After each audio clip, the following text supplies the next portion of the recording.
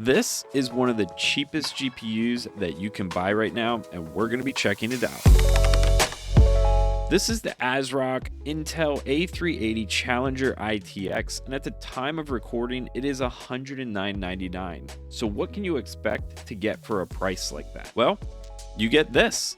And you also get 6 gigabytes of GDDR6 on a 96-bit memory architecture at a clock of 1.938 gigahertz. This GPU boasts 1,024 shader units, 64 texture mapping units, and 32 raster operation pipelines. They even were able to throw in 8 ray tracing acceleration cores and 128 Intel XMX engines that help accelerate AI tasks like upscaling. The core clock on the GPU is running at 2.250 gigahertz, and it's using a TDP of 75 watts. So it's not going to be producing a ton of heat, so it doesn't need a giant heatsink, which is why this is able to be so small. And even though the card is small and the heatsink is small, under small loads, the fan is not even going to be kicking on. So most of the time, this card is going to be very quiet outside of your heavy loads. This GPU seems to be perfect for small form factor budget builds, and I'm expecting this card to be able to run games at least 30 FPS at 1080p resolution. So the GPU can also support a max resolution of 7680 by 4320, so you can support multiple monitors as well. And it has ports for 4 monitors on the back, so it has 3 display ports and 1 HDMI port. So while you can use multiple monitors, I would not expect this GPU to handle multiple monitors for gaming. However, when it comes to productivity work, I think this thing will work excellent. Now you can also use FSR and XeSS upscaling with the card, so I'm really curious to see what kind of impact that's going to have on the performance and how far we can push it. And for all you video editors and streamers out there, the card is capable of encoding and decoding H.264, H.265, HEVC, VP9, and AV1. So this graphics card is 190 millimeters long and 124 millimeters wide. It does have a 2-slot width, so it's a very thin graphics card, again, making it a great option for small form factor builds that are on a budget. As you can see, the heatsink is sitting right here, which is directly sitting below the fan. So this fan is directly cooling everything right here. There's no other cooling options on it. Again, 75 watts of power. You don't really need anything that beefy. And we're pulling that 75 watts of power through one PCI Express 8-pin connector, which is located right here. So the GPU does not have an included backplate, but the PCB is black, so that is a plus. Let's get this thing installed into a PC, and we're gonna see how it performs. So here you can see we're running an AMD Ryzen 5 7600. We're not running an overclock. This is factory settings from the motherboard. We have Asgard Valkyrie 32 gigabytes of memory, and that's running at 4800 megahertz, which is stock DDR5 speeds. We're gonna go ahead and test a couple games, and you're gonna see the performance that you can get for a PC that is less than $1,000, and the GPU-CPU combo was $300. So here we are in Elden Ring, and we're running full screen 1920 by 1080p.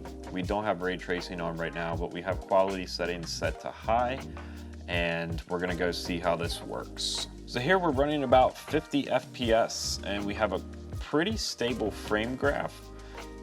The GPU is running at 66 Celsius, 99% usage, which is great. Our CPU looks really good. So this game is running quite well, very stable. Even when you're looking around very quickly, there's no hitching, no stuttering that you can see that's significant. It feels very smooth.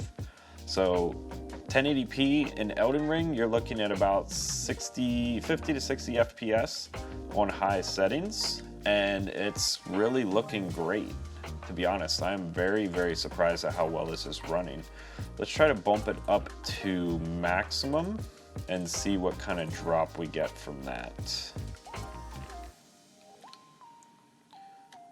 So maximum, we're seeing a little bit into the 40s, but you're still above that 30 FPS threshold. So if you're looking for the smoothest experience in Elden Ring with the A380, you're definitely going to be wanting to go to high settings just to get that extra stability and a little bit extra boost to your frames.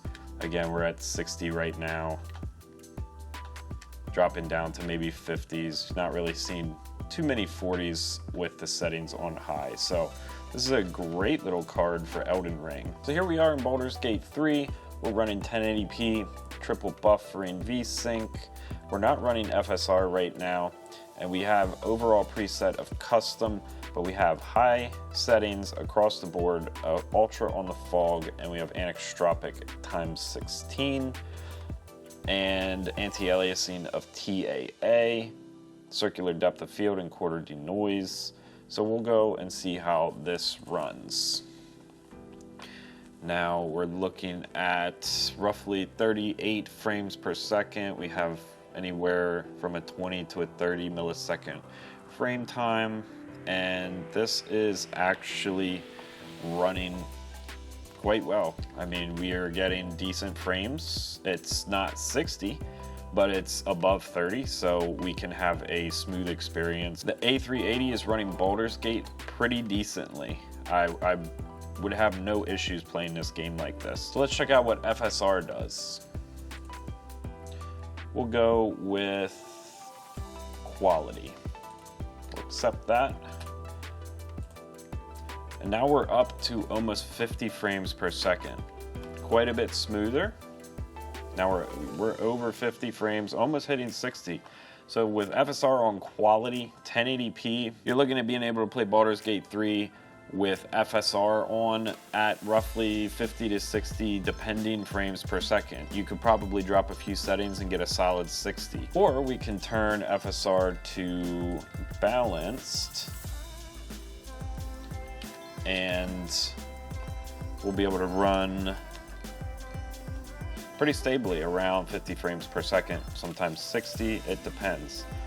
This is very impressive in my opinion for a $100 GPU.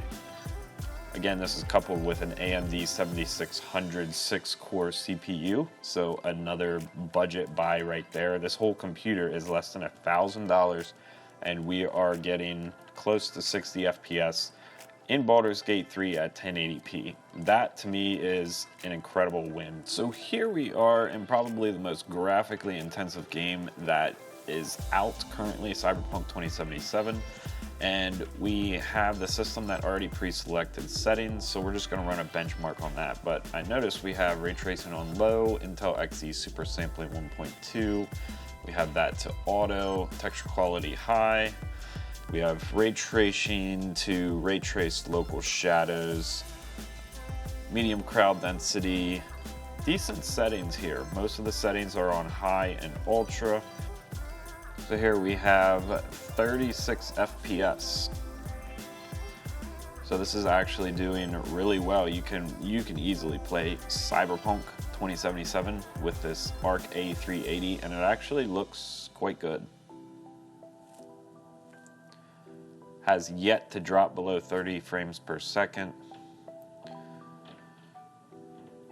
Here's a pretty intensive area due to the water here. Obviously we don't have any ray trace shadows through the water, but this is looking excellent. It's running really well. It's easily playable. Little glitching there, but otherwise it looks great. It's smooth and it's running great.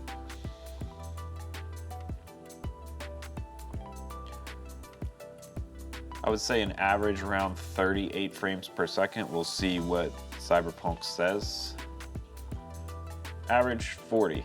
That is pretty good. We have a minimum of 35 and a max of 48, so not a ton of variance. So here we have the settings that we ran this on, and resolution of 1920 by 1080, Intel Xe Super Sampling, ray trace enabled with local shadows. This is actually great results. A380 with a Ryzen 5 7600. This is a $300 combo between the GPU and the CPU. We're running an average of 40 frames per second in Cyberpunk on high to ultra settings, 1080p with auto super sampling with Intel XeSS. This is excellent results. way better, honestly, than I was expecting. I was expecting medium settings at 30 FPS, but to see these settings with high to ultra settings, we are running super sampling and resolution scaling, but at the end of the day, it's very difficult to tell the difference, and to be getting 40 frames per second on a system that costs less than $1,000 is an incredible value if you ask me. And that's the performance of the Intel Arc A380. Now, if you notice, the CPU wasn't being taxed, so the GPU in that build was the limiting factor. So that's the peak performance you're going to see out of that GPU. I think it was excellent in the way that it performed. Now, it is an Intel GPU, so there may be some driver issues with different games or different engines. Maybe some DirectX versions are going to run less better than others.